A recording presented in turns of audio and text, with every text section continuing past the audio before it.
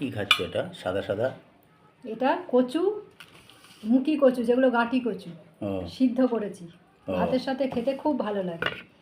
তুমি আমাকে ছেড়ে একা একা না, শুরু করে তোমার এই দিয়েছো তো খেতে? থালা বেড়ে নিয়েছি, দেখো ও এখানে সাদা ভাত, তোমাকেও দিয়েছি, যদি না খাও আমায় দিয়ে দেবে। গলা ধরবে না তো? না, গলা তো ধরবে না, আগের দিনও রান্না করেছিলাম। আচ্ছা, আর এখানে শাক খাও না বলে একটুখানি শাক কি শাক দিয়েছি। এটা? এটা হচ্ছে কলমি শাক, একদম সেই পুকুরের ও এই যে, কলমি শাক। এই কলমি শাকটা আমার জন্যই রেখেছি। হ্যাঁ আর কি করেছি বলো তো? দেখতেই তো পাচ্ছি। এটা কি তরকারি? এটা হচ্ছে পেঁপে আলু দিয়ে তরকারি। এটা আমার খুব প্রিয়।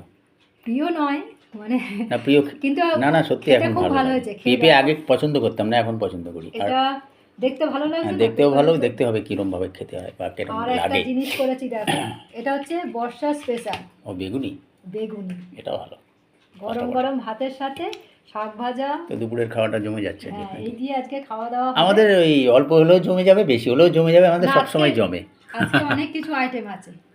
ঠিক আছে, সকলকে অনেক অনেক ভালোবাসা। ভালো থেকো তোমরা।